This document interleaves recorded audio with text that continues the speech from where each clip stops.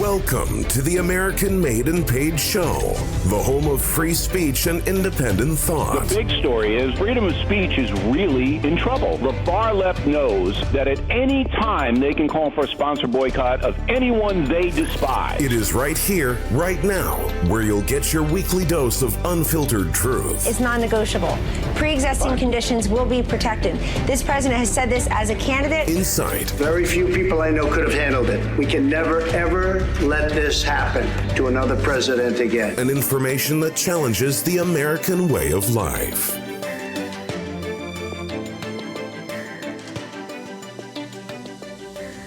Welcome, everybody, to the American Made and Paid Show. Zach here. I'm back with another episode here with Professor Dreg. A lot of interesting things are transpiring in the past week and going forward. The first thing, most notably here, is Donald Trump being the first U.S. president to set foot in North Korea, actually being invited across the border by Kim Jong-un, which is, I think, pretty interesting. We can dive into a couple of different things here. Antifa, people being attacked, migrant crossings, which are continuing to happen. But here's the thing. Why is this an important thing to acknowledge? Not just because of it being somewhat historical, obviously with a nation that's not necessarily an ally, but the fact that Trump respects borders. That's one of the big things. Yeah. So, I mean, that's what I get from it. Man, I mean, there's just so many things to really think about, But go ahead. Well, why did it even go there in the first place? You know what I mean? Yeah. And open up negotiations for denuclearization is, I think, the big thing, right? Mm-hmm. No, what was funny was the fight that actually happened there too. There was a fight? Wait, how did I not know this? What happened? No, it wasn't a big deal. It was just like the press. Oh, of course. Press. But anyway, it's irrelevant.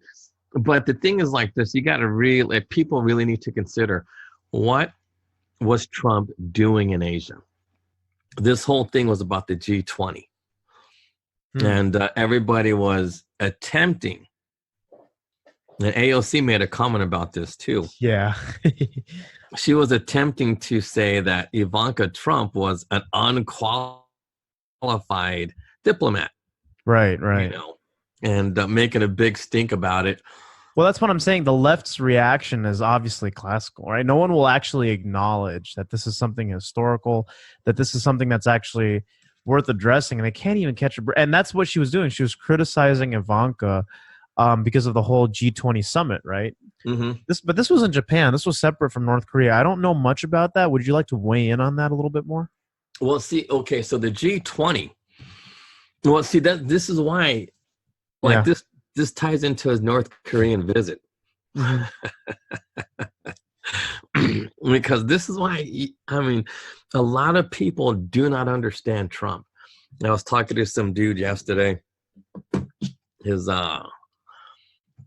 lady works for like the district attorney's office of San Francisco. So anyway, and of course, obviously they have interesting takes on Trump. Just talking crazy, but crazy. Well, I mean, because look, San Francisco. San Francisco. So everything about Trump is crazy. Nobody could just be objective when it comes to Trump and what he's doing. So what was he doing in Asia? The whole thing, North Korea, he was like, the thing only took about, in the whole meeting with in North Korea and the DMZ, that took maybe like 30 minutes max. It wasn't even that long. It was a short thing. But what was he doing in Asia? It was the whole economic summit thing. And so he was there. He was negotiating with everybody, telling everybody what to do, what he felt. Mm-hmm. And that video that went viral was Ivanka Trump speaking to world leaders. And the thing that really got me about this and how they're going after Ivanka Trump is the reporter who actually took the video has no idea what they were talking about. So it's amazing to me that the press has no regard to innocent until proven guilty. Yeah. It is literally, the press sees themselves as a group of people who are the heads of the tribunal of the Holy Office of the Inquisition. That's a good way to put it, because you're right. Yeah. They're just going off of optics here. You know, they've disregarded any real regard for what's actually taking place. I'm willing to bet that if you asked most people, right, not most people, but especially even Democratic leadership, as to what the point of, you know, the summit was, really diving into why Trump was there, that they wouldn't really be able to give you an adequate reason. Right? You're right. It's about trade negotiations, economic negotiations with foreign countries. You know, he's always been big on tariffs. I know this because, you know, I'm related into a business where people sell things on Amazon. And one of the big things with trade tariffs, right, is that it actually weeds out. It actually is good for us. But people think, oh, is this going to affect Alibaba, you know, Chinese suppliers and everything? And I'm like, don't worry about it. This is good for you. This is actually a good thing. No, and it is good for them. Yeah. Well, hey, you just muted yourself. Oh, click on the little button there. Yeah. There we go. Boom. Yeah, what happened? Oh, you had to say something offline? No, because there's this, it was bizarre. There's a can of Coke that is half empty but never open. And there's no holes in the can. I'm thinking, I got to save this. But anyway. That's so random. Oh, is there a hole? Oh, okay. Anyway, counselor found the hole. But anyway, so going. But the thing is, I don't want to really brush over this. Sure. About the whole tribunal, the Holy Office of the Inquisition, and there's a reason why I'm calling it that. It's because that's the Spanish Inquisition. Because every time that, you know, God, who was it? Oh, this was recent too. This is all part of this North Korean thing, and why this trip to North Korea was so brilliant. Because, okay, so obviously, I mean, I don't want to say it was the diversion, but this is how Trump's mind works. Just from what, like, I don't know. I'm not Gene Ho. I've never spoken to Trump, right? So I would have no idea. But just watching his behaviors, he knew, because there was this protest in Europe, all over Europe, throughout Europe, about stopping the Islamization of Europe. Yeah, of course. Everybody was like, oh, this is so, you know, racist, and this is just a white Christian thing, and blah, blah, blah, Christian this, Christian that. And that's how the media is painting it, that the Islam is this anti-Islam protests, I guess. I don't know if there are protests or demonstrations, but whatever. It is, you know, it's just this Christian thing about their hatred and whatever. And then so with this viral video of Ivanka Trump talking to Merkel and other people, like real, you know, prime ministers. Yeah, of course. You know, saying all this stuff about her. So what does Trump do? He goes to North Korea, and he makes history. No U.S. president has ever stepped foot in North Korea. None. It's like Nixon in China. You got the kid. It's like Nixon in China. But see, here's the interesting thing that I want to mention, right? I just said this, but I wonder why we didn't see more of this. Because here's something that what do you mean more of it? What do you mean? Okay, so let me evaluate what I'm trying to talk about this. I don't see a lot of people talking about this as being kind of similar to Nixon's visit to China, because people need to understand that prior to Nixon's visit, not that he was solely responsible for this, but in the 60s and 70s, you couldn't go to China. You couldn't. It was like Korea. People don't know this, but Mao locked it down. Now, here's the similarities here. What happens is it starts with little meetings like this, you know. Nixon, obviously, it's not pressing. It's not the biggest thing. I mean, Carter obviously carried it a little bit, relations with China, you know, later U.S. presidents, but it started the chain reaction. And China gradually, and this is actually very common with countries out of the Far East, even Japan. You know, if you look at the 20th century and everything, their doors have always historically been closed off to the rest of the world in one way or another, whether it's politics or economics, right? It's been closed off to the rest of the world. But it starts when we do our MLM marketing the American way, where we set foot and go, hey, you know what? Why don't we talk? Why don't we shake hands? Ain't got to do anything crazy. This is not a thing we're signing. Let's just talk. That's the important thing. I haven't seen anybody really talk about that parallel between Trump and Nixon, and when Nixon first went to China, because back then you couldn't go to China. And what I see, and maybe this is not such a good thing because it leads to the whole globalist agenda, yada, yada, yada, but still, even if diplomatic relations are on somewhat of a friendly note, that's good. That's a good thing. I mean, as long as nations maintain their sovereignty, I'm all for that, right? All nations getting along with each other. What I'm not against is when, the UN globalizes everybody and pits certain countries against each other. That's what I'm not for. But why haven't we seen that? Why haven't we seen that parallel being drawn? Who knows, in 2 or 3 decades? Well, because it goes back to the press being the Spanish Inquisition. It's the truth. See, because this is what the press spent their time this weekend doing. They were attacking the Christians again. That's what they were doing. So Trump knew this was happening. That's why he went to North Korea, because amazing. Without going there, but just knowing what's been happening with other countries and things like that, with the tariffs and things like that. People, like, most of these tariffs are never going to go into effect. And that's the one thing. So look, he went to that meeting. He knew North Korea, they want to be a part of this. And what did he do? He went over there for that reason, because people don't understand what it is and how involved that Trump is with the negotiations of North Korea. They're trying to paint like, oh, he wants a legacy, this, legacy, that. It's like, no, he wants an open playing field. If he could open up North Korea, he could open up and do, because here's one of the end games that I know for a fact that he's trying to do.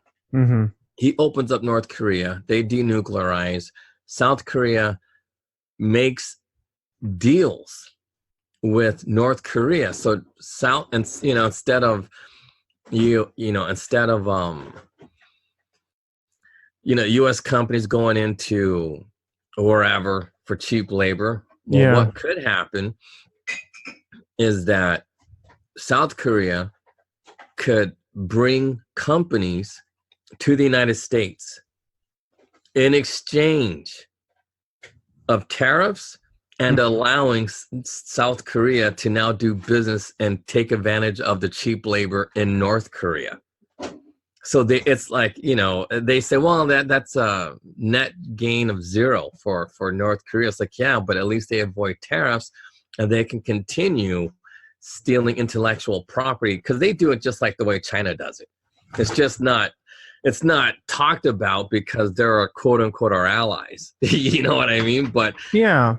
And I don't know why, right? Because when Nixon went to China, that was such a big deal. That was a big deal. Like, it opened a country like that up to the West, the rest of the world, not just the Western world, the rest of the world. Well, this is a huger deal because you have the real possibility that automation is really going to happen.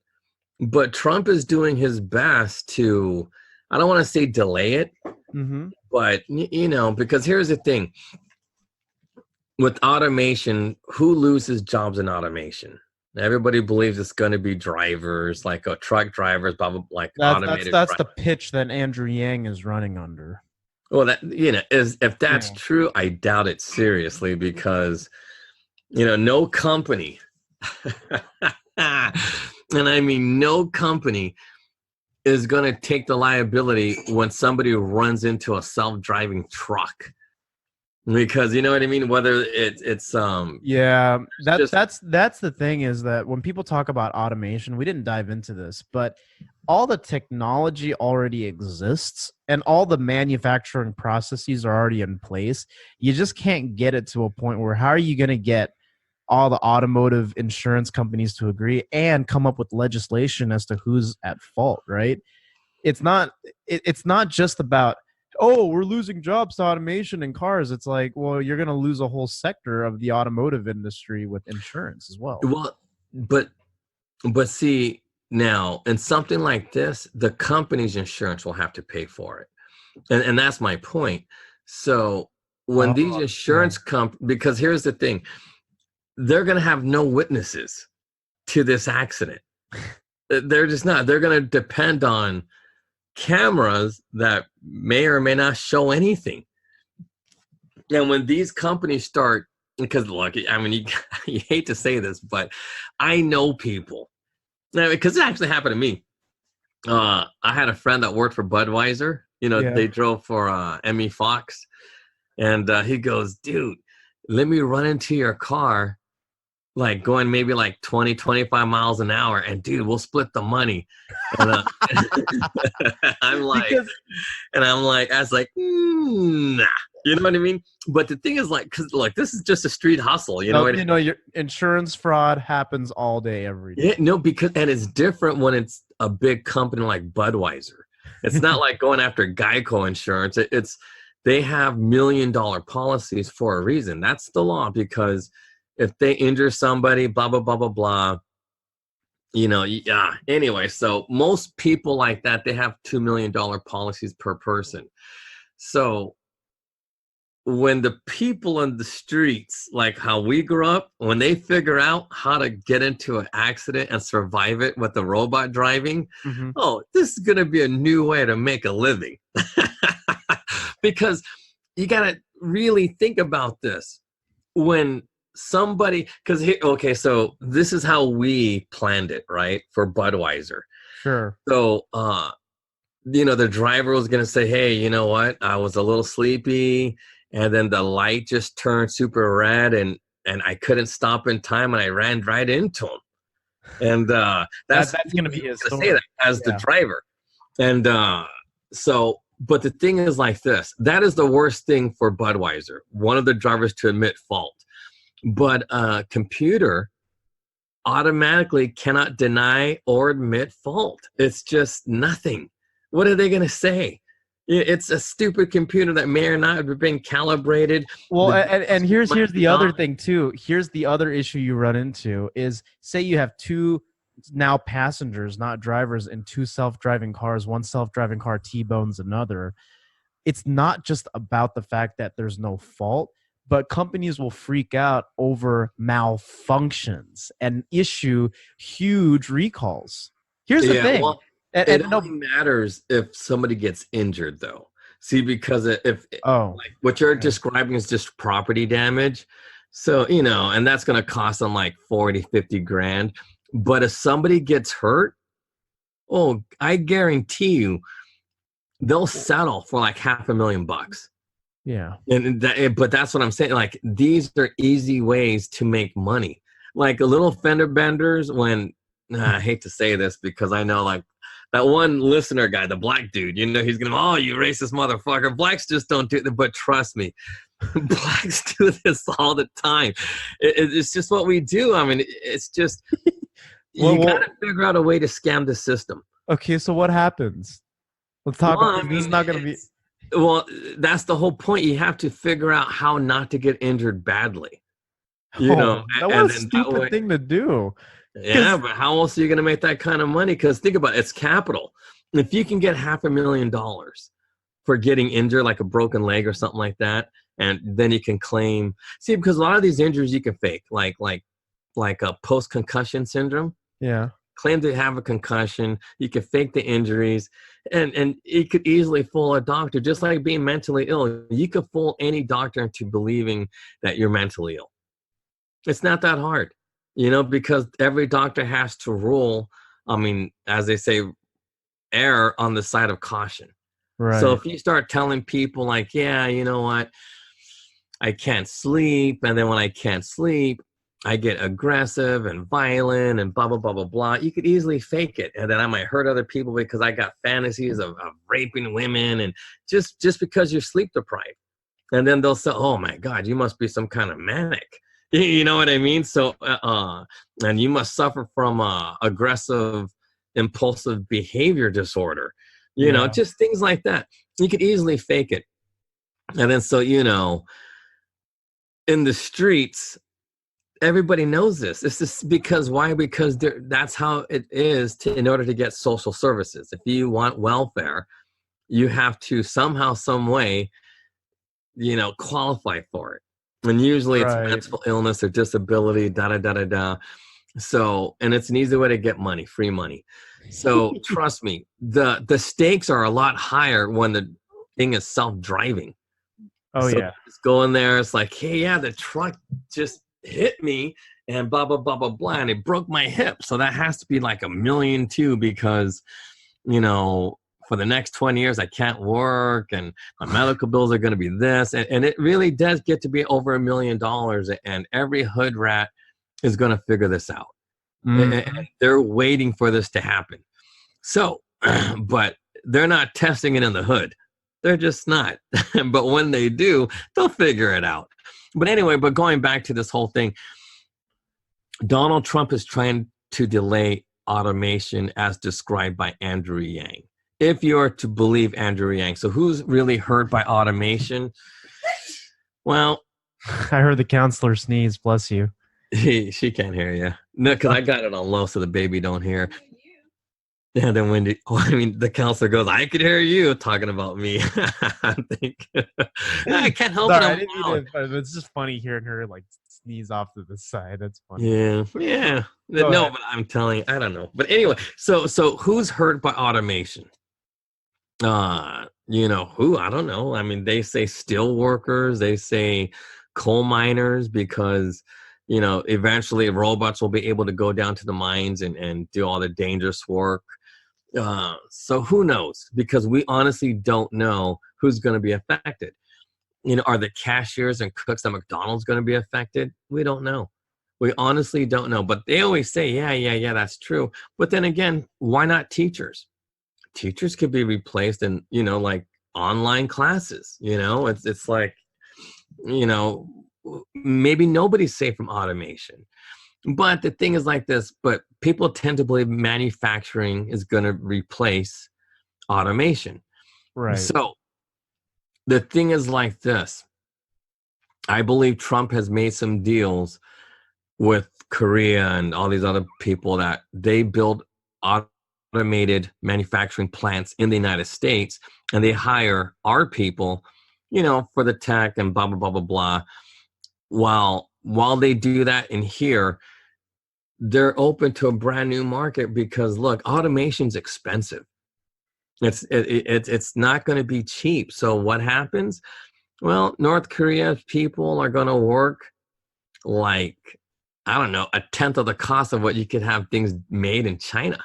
I guess in the introductory stages, yeah. Keep going. Yeah, no, because think about it. I mean, how poor are these people in North Korea? You know, hell, I think people in Nigeria make more a day than the people do in North Korea. Kenya, same thing. I believe Kenyans make more money than North Koreans per day. So I think they technically make like nothing because government takes all. Yeah, so I was gonna say I think they make legitimately. I think they make between 5 to 10 cents a day, American cents. Jeez. So that's pretty cheap. You know, and I'm pretty sure that is one of the cheapest in the world, because I believe like a lot of African countries make 50 cents a day. Yeah, 75 cents to $1. Dollars, like it's a lot of money. So you know, it's just one of those things. But yeah, that's what Trump was setting up. I'm telling you now, because even though we got caught like this. You know, somebody in the CIA try to recruit the Kim family, you know, as a spy to Jong-un or Jong-un, you know, whatever his name is. You know what I mean? So that's why he was executed. And then Trump's like, hey, man, that wasn't me that did that. That was like one of those. And it's probably true because Trump doesn't, you know, he's not, because I know, despite what people say, Trump is not one of those warmongers. He's just not. or else he would have went to war with Iran. He would have went to war with North Korea, like people say he would. So I think he was sincere, and that's why Kim met him at the border, and he literally walked in. And you could tell, like, you knew Trump was a little nervous. Yeah, everyone was holding their breath. It's like, oh boy. Yeah, no, because I was like, holy shit, man. You know what I mean? I was like, oh, like, you know, because I was watching and I was like, I mean, Secret Service must be losing their minds. The guy's like, I'm either gonna lose my job and die right now, or what? You know? no, because dude, you knew. Because, well, okay, so I don't know how true this is, but how does the Secret Service deal with that? Because it's like only him, and then they're all just like, yeah, but it wasn't just the Secret Service. They had like a group of Rangers were like really close by. Mm-hmm. Like they were like, if something would have happened to the president, we would be at a war right now. Like, because with those Rangers so close by, with the naval forces, you know, on top of that, the Rangers were on foot, on land. So I know when we looked at the camera, the video of it, it just shows them kind of like gracefully crossing the border. But if you probably expanded that shot, you probably would have seen like 200 soldiers with guns, like just on command. Just everybody, just like yeah, you weren't visible, so you couldn't see. But from what I was told, they were saying there was like 200 Army troops with a bunch of naval backup. Like what maybe they said like 20,000 within the thing. So that you gotta hold your breath with that. Yeah, and Rangers are no joke, you know, because everybody talks about the SEALs, but the Rangers are pretty badass. So it's just so anyway, between the Rangers and the naval forces, and of course, like you said, the Secret Service, and then with the South Koreans all there, you know, like, oh no. But at the same time, Trump did look a little nervous. When like there was a little stutter in his step, I was like, "Oh, this dude's really doing it." I'm like, "Oh man!" And he did it, and not just did he do it. He turned around. They were laughing about it, and I'm thinking, "Holy crap, this guy did it!" It's amazing. I watched it like several times yesterday. I was like, "Wow, okay." I mean, it's a big deal, but it's also just like, "Oh, okay, you just went there for 30 minutes." But no, but I'm telling you, what you said is spot on. It really is. It's spot on that this is all about economics. This has, you know, Trump doesn't want war. He's trying to I mean, I hate to say things like that because very few people know this, but the same way he allows, okay, so Sudan has been an exiled country forever. But before Jesus. Okay, so before the takeover, from the father and son fight,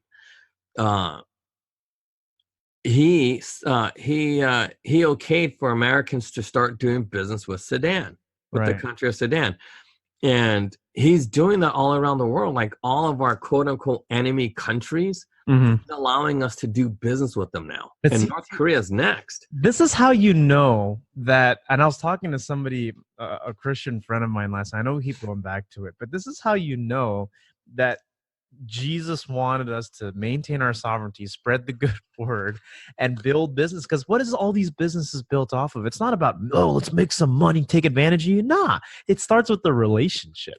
It starts with the MLM way of going about, and just like, hey man, like, you know, this is what we'll do for you. You do this for us. You know, we work it out. And but think about this. We talked about this before. No politician would have done that other than Trump. You know, but since you brought up the Christian thing, now if you look at it like, what would Jesus do?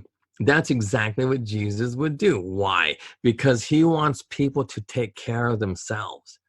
And if you allow everybody believe in him, but yeah. Well, that's the whole point. If you allow everybody to participate in economics while maintaining your sovereignty, everybody's going to benefit. Everybody. You know, there's going to be no, like, Guatemala is pretty much, as we call, a hole of feces. So if it's hole of feces. Yeah, you know. I know. And that way nobody's going to say, oh, he curses too much. But so I'll work on that. But anyway, but think about this. If they take care of themselves, then there is no need for them to go running across the border, because I believe that father and daughter that were swept up by the Rio Grande was from Guatemala. Yeah. And they go, oh, Trump's such a crappy person because he allowed that to happen. Trump. Well, they're gonna blame it on him, but it's like, dude, don't cross the border. Like, don't. No, but the point is because I want to take this to like a Christian perspective now, is the whole point of doing, and why like illegal immigration is anti-Christian or whatever, is because you're supposed to be able to take care of your own home. In theory, you're supposed to, love yourself and love your neighbors and all this other stuff, but you can't be loving people if you're running away, not attempting to try to make that better. Because think about it, what kind of crazy dude is going to put their kid on their back and swim against one of the biggest rivers in the world? That's insane. So that dude, like, you feel bad for the kid because the kid has no say, but that dude was crazy. And he was a selfish person. He wasn't, just look at that. He wasn't desperate for anything. He was just a selfish person, just trying to do something for himself. He wasn't trying to make a better life for his kid. That's why he risked his kid's life. And that's why we talked about this before with border crossings. You don't bring your kids over that unless, and here's the thing, what kind of parent would do that, right? Unless for a fact, number one, if those were actually their children to begin with, you have no way of verifying that. That's why when we say undocumented, it's not because it's a racist statement. It's because you literally have no papers. We got no way of knowing if those kids are your kids or if they're just mules. And the best way to stop it is to provide economic opportunities in that country. Right. And that's what Trump did. I'm telling you, he did that with North Korea. That was why he did it. And people are trying to paint it the wrong way. Like, he wants a legacy. And CNN now, they'll say anything. They're like, okay, in 2020, North Korea was responsible for his re-election. It's just like, you guys, there's a firewall that's probably 10 times greater in North Korea than the one that exists in China. You know what I mean? You might as well pull China into the mix if you're going to blame countries now. But that's the thing. It's what made me a little bit sad was just like the liberal media still can't even acknowledge just how huge this is. And it's not something to lose your mind over. It's a small step. I mean, he literally walked across it and then walked back and talked with them into DMZ. It's a neutral zone, that kind of thing. But still, it's like, how did Nixon open China for the rest of the world? This is in like the late 60s, the 70s or whatever. And this was obviously prior to his resignation. But, I'm pretty sure it was the early 70s. But and the thing is, people don't know this, but you could not, prior to the 80s, you could not go to China. You couldn't go to China. Yeah. You couldn't. And people think, China, you could always, no. There was no entry, no real way to go to China, I think, prior to communist takeover and then post-Nixon. So families that had, left China, I mean, my family had left China. It's like, no, nobody from, I think, the period of 1946 to like late 70s, like no one went to China from the States. Like no Western countries visited China. It was like North Korea. It was Mao controlling China is the equivalent of what Kim Jong-un is doing right now in North Korea. No different. Complete communist state, isolated to other countries. And no, well, one of the first things that happened after Nixon visited China was that China allowed these two dudes to start a U.S.-style university in mainland China. And I'm not kidding you. I think that happened in 1974. Mm-hmm. And it was the Chen brothers. Right. And, yeah, man. And that was huge because Nixon, when he went over there, he was just like, what's his name? Trump. Talking about education, talking about this and that. It's like, look, we could offer you all these things. And I believe that Kim is really believing this. So the Kim even if this fat dude dies, the Kim family is always going to remember what Trump did and what he said, and they're going to allow individuals to go into North Korea and start with education, start with this, start with that, because when the Chen brothers, because I want to say, I shouldn't even say their names, but just the Chen brothers. But here's the thing about okay, wait, finish what you were saying, because okay, so when the Chen brothers started first U.S. style university in mainland China, it opened it up to bringing in like Western religion as well, because what happened? Well, most schools are Christian schools, and along with the university style, Western university style university, they also brought in a lot of, I don't want to say evangelists, because I really don't know what you call them, but whatever you call Christian people who spread the word, whatever they are, like, because I honestly don't know what group they belong to or whatever. But I don't want to call them evangelicals. I was going to suggest that, but yeah, but then see, like, I don't know, because I know you wouldn't really call a Jehovah's Witness an evangelical. You know what I mean? Yeah. So that's why it's like I don't know what you call that. Like a missionary is. Yeah. So you could say that. Yeah. So like missionaries also were involved in opening up the school. But you're hitting the nail on the head, because the first people when countries come out of diplomatic isolation, right? The first people that usually go in are missionaries. Yeah, but that's who helped, because they were the ones that brought the supplies and and so. But I believe that's what Trump is doing. Okay, so here's the thing that fits so nicely and harmoniously with all of this. There's a phrase, I want to keep going back to the Nixon thing, because I think our listeners need to understand this. The phrase "only Nixon could go to China" has a lot of significance, and it's the same. I think it's the same thing with Trump. Only Trump could go to North Korea. Only Trump, right? And the reason behind that is because think about the time that Nixon was in, right? He inherited the Vietnam War, staunch anti-communist, right?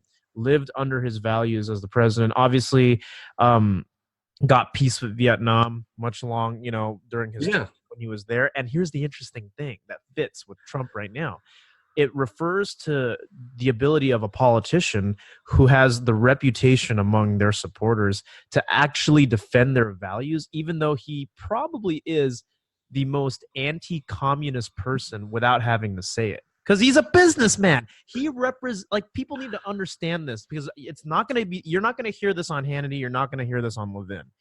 He is a businessman. What does that mean as him as a person, right?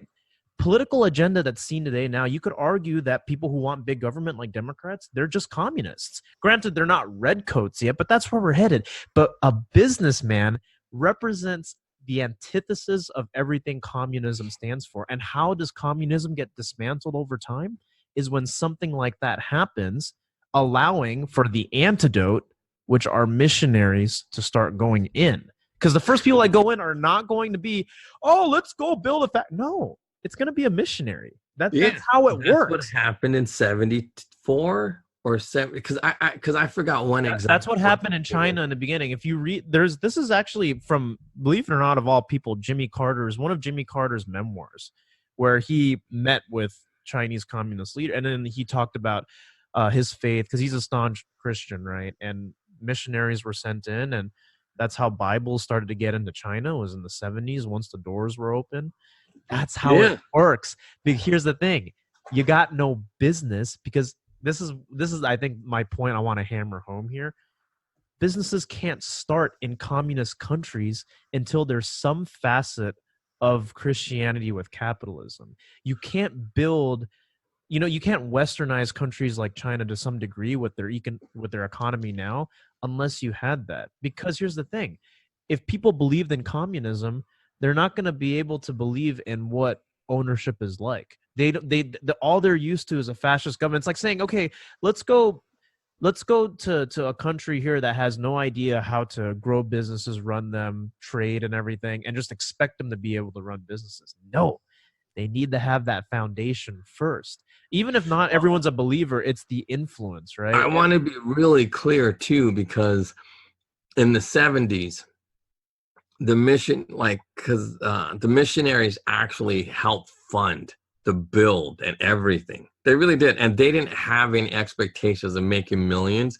They did it because they believed in what they were spreading, like the word or whatever it is. Like, I don't know what they were doing. But, no, because I don't know the specifics. But I do know it didn't cost the Chen brothers a dime, because the missionaries worked for free. And and that's how it's done, and I believe that's what Trump has in mind. I believe Trump, and because look, this story is actually in the Wall Street Journal in '74 or something like that, because anytime you talk to one of the Chen brothers, they'll bring it up. Hey, I'm in this article, and they actually still have the original article. Like they saved it and stuff like that. So, but anyway, but Trump is old enough to remember how it happened, and that's why he did it too, because he knows and that's the thing, because Nixon was an anti-communist, but he went to China. You see what I mean? And that's people, because a lot of politicians will not understand that. They go like, oh well, we got no business going in there, we don't. But when we say only, when this phrase works because of the values that they stand by. It's got nothing to do with, oh, just send any American politician. It wouldn't mean as much. Trump is a businessman first, before he's even a politician. What is business in a nutshell, as far as American westernization is concerned, is capitalism, right? Anti-communism. Without having said that, you will never hear the words anti-communist uttered from Trump, because you know why? He already represents that. You don't need anything more. And that's why I hope that for people who can think beyond the box will understand that I wanted to talk about this on this show and tie it back to Nixon, because I've yet to see anybody address this. How come no one is I mean, maybe some people did. Maybe I'm just being ignorant here. No, nobody talked about it. No, how can I be right now? I mean, I'm sure people are thinking about it, but especially for the people who are pundits, how come no one is talking about how this is so similar to Nixon in the 70s? I don't get it. I'm not even that versed on the Vietnam War and Nixon's presidency. No one can. When I saw that, I was like, that's a Nixon moment right there, and that is huge. And I was like, we got to talk about that today.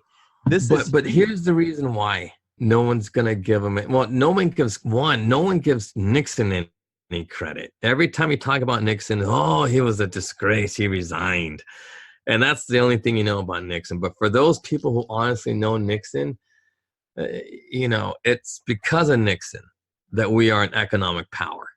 It really is. It's because of Nixon. But anyway, but that's why I wanted to get into.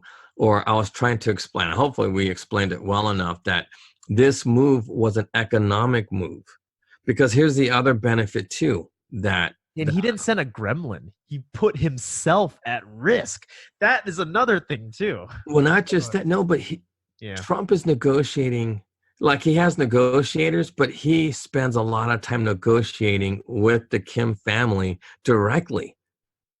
He does. He really does. He negotiates with himself, and that's why he has his kid there.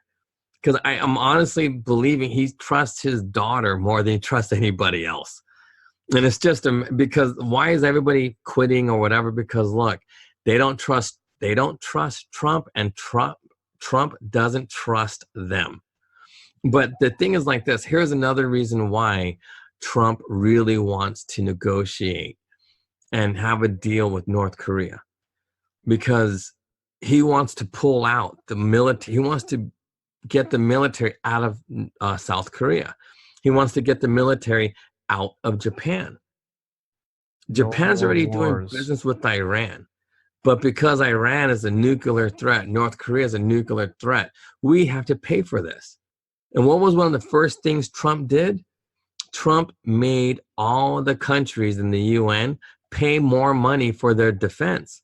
He's like, look, you guys owe us this much money for us defending you guys. I don't understand why we have to pay for everything. And no, Trump really is hell-bent in withdrawing all the troops from all around the world. He just is. It's a bad economic thing. We are in trillions in debt, and most of that debt is coming from defense. Defense of what? Defending Japan, defending South Korea, defending Germany.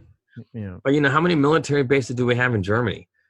I'm pretty sure. Well, I mean, you never know, because it's very close to a socialist country, so Nazis can come back at any time. No, it's true. I mean, Germany is very close. This is. I mean, I'm not saying that this is the right answer, but why? Like, what blows me away is you're right. It's not about. Because it's not just a question here, and this is kind of like expository. This is almost like a commentary episode, really, more so than anything. But think about the significance here, right? Trump is a representation also of demilitarization, i.e. also getting your country out of debt to some degree or another, right? By having these G20 summits, these peace talks, it won't be so necessary to be indebted into other countries because of your military presence. Mm-hmm. That's the big thing. That's why he won't freak out over a drone that was unmanned that gets shot down over Iran. And you got all these people who are like, oh, go to war with Iran. No. And when he said, I'm not going to inflate the national budget. But think about this. Like that. Tulsi Gabbard said this too. Tulsi Gabbard said, oh, these sanctions on Iran is going to bring us to war. No, they don't. Economic sanctions do not bring people closer to war, because that's the whole thing about the USSR. The USSR collapsed because of the sanctions. They couldn't afford to go to war. They can't. Right. You can't afford to go to war because people will not fight when there is no food to eat. There is no food in Russia. That's what Reagan completed at the end of his term. Yeah.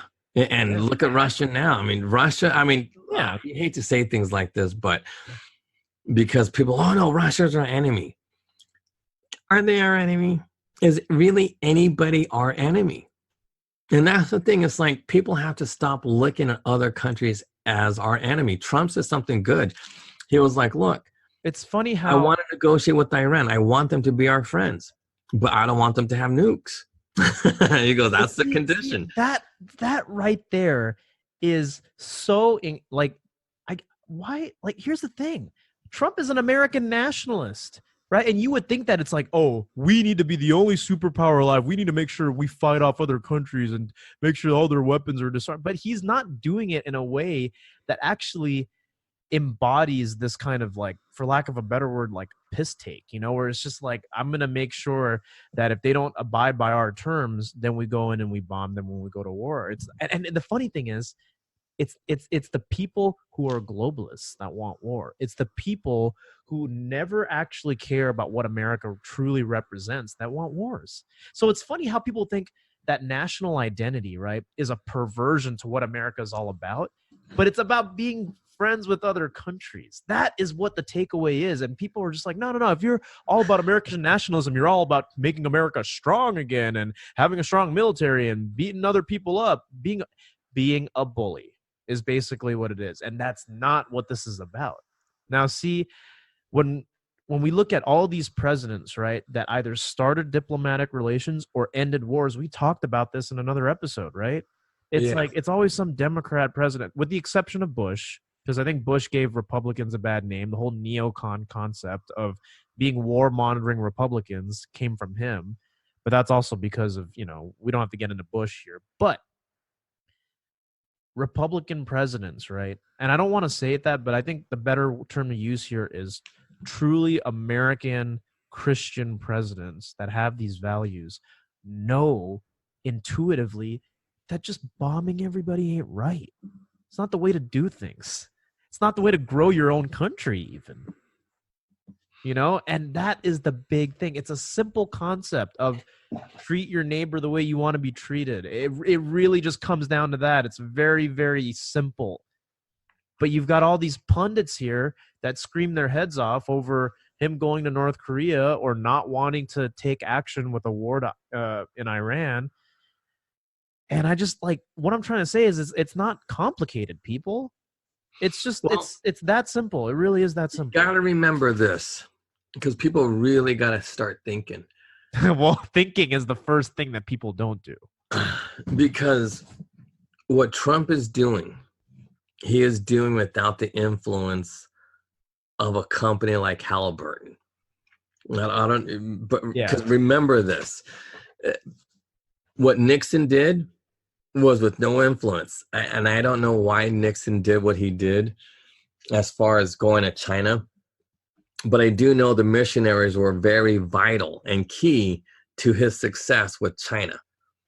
Because the Chen brothers did do that. They were the very first ones to open up that style university. And I see the same thing with Trump and what he did at North Korea. It's opening the doors for people to go in, individuals, not big ass companies like Halliburton. Halliburton went in to, places like Iraq. Things went wrong. What happened? We'll go to war. Because why did we go to war with Iraq? Why did we? It made no sense. Saddam Hussein wasn't that bad of a dude, no worse than any other dictator. Why did we kill Gaddafi? Why did we do any of these things? So the thing is, Halliburton, companies like Halliburton, I don't want to just pick on Halliburton, but it's the only one I can think of off the top of my head. Cheney. Yeah, because of Dick Cheney, you know what I mean? And he eventually became the vice president. And, and the bribery scandal with Nigeria, the oil dudes from Nigeria and like I forgot what it's called, like KBR, some crap like that. But anyway, well, now Nigeria sells its, oil to China, basically. And that's why they run China. Like Nigeria runs China because that's where China gets their oil.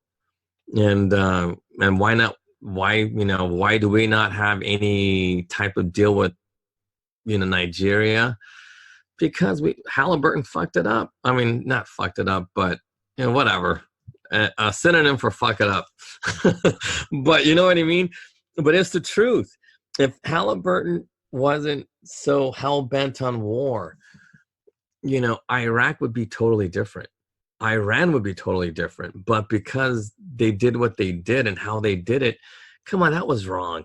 The way Trump is doing it, the way Nixon did it, that's the right way to do it. You let the missionaries do their work. It's free, doesn't cost anybody anything, nobody. Because trust me on this, in the 70s, in the early 70s, nobody was threatened by the Chen brothers and the missionaries they brought. They weren't. Who was threatened by that? Hey, look, we're unarmed, man. We're unarmed. We're just like you. We speak Chinese. You know what I mean? But, we believe in this. And this is why we're starting this university. And they got people to go.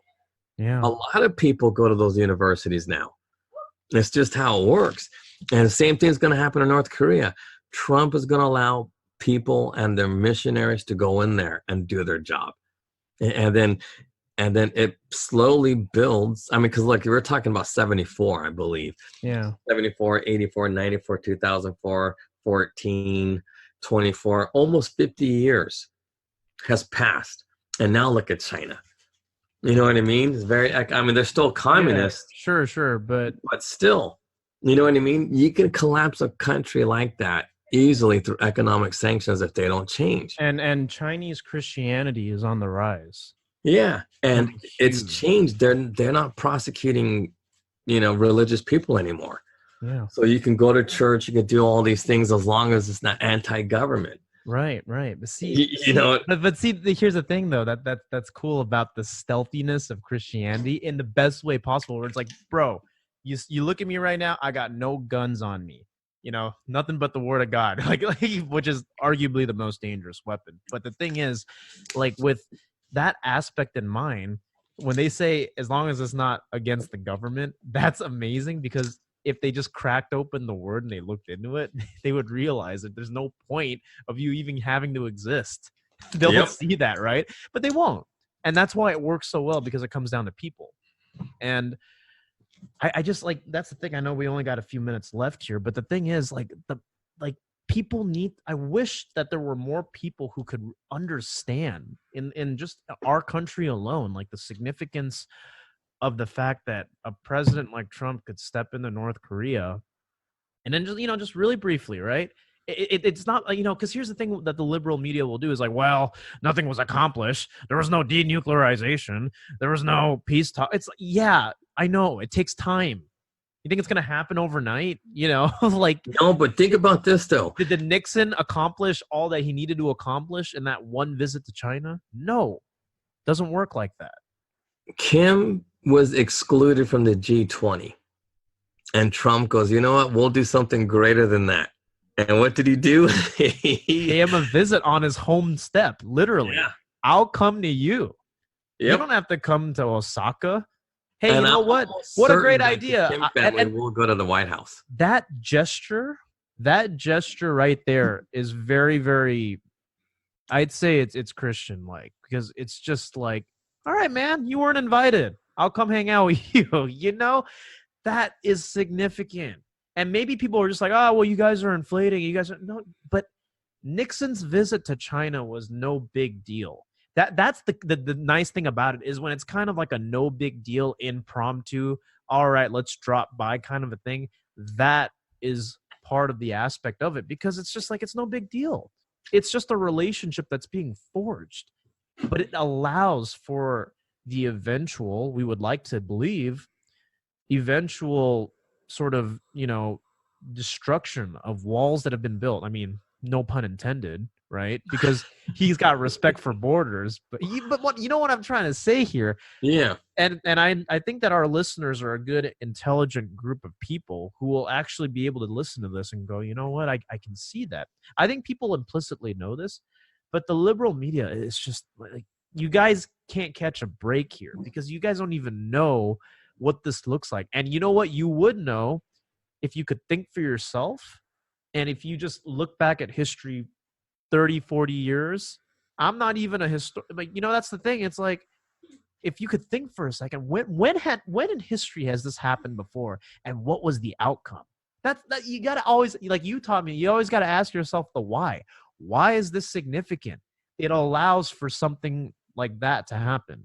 It allows for communism to slowly kind of release its grip on its people. Maybe not on its government. China's still a communist country, but its people.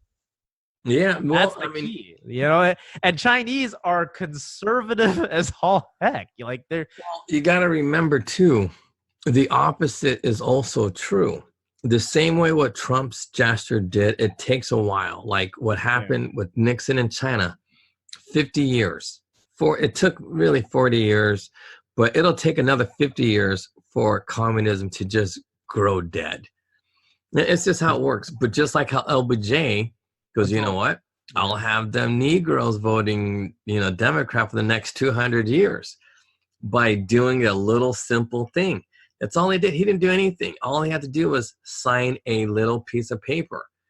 And he knew that was going to have all, blacks voting Democrat for 200 years. And it's already been well over 50, and they're still voting Democrat well over 90%. And that's what he wanted. And that's what he got. And it's going to take a while for blacks to stop voting Democrat. It just will. Because why? God. Like, to me, I don't know why it just doesn't happen overnight.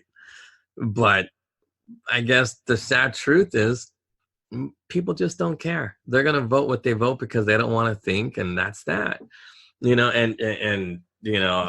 last racist thing I'll say today, because I know that listeners, but look, black people don't think. They just go by what other people do. My pastor said this, I'm going to do it. They don't think. They just do.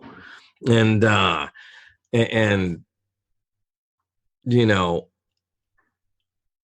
that's going to happen in North Korea. Because why? Well, they honestly believe the Kim family are gods. Like literal gods. The North Koreans believe that the Kim family are all gods. They don't go to the bathroom. They don't need to eat. And I'm thinking, yeah, but he's getting fatter by the day. How do they believe that this guy's a god or his family's a god or are gods? So, but anyway, so long story short, when you have that type of mentality in a country and a group of people really act a certain way like that, like just like blacks in this country, blacks, they're going to vote Democrat. Why? Because they saw Martin Luther King. They're going to believe in the hoax of Martin Luther King. And if you believe in that hoax, that he's godlike, whatever, you're going to do what that pagan god says to do. It's the same thing in North Korea. That pagan god, or the gods, the Kim family, they tell them what to do. They don't question it because why?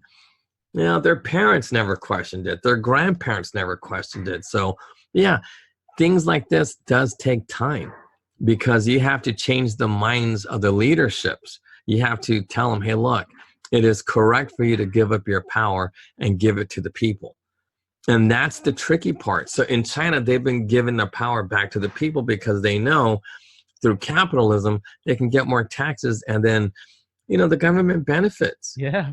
It just does. I mean, it's funny because Xi Jinping's probably like, hey, this ain't so bad. Taxing people, making money. He's probably just like, oh, okay. He's just probably like. He gets mad when you talk poo-poo about him.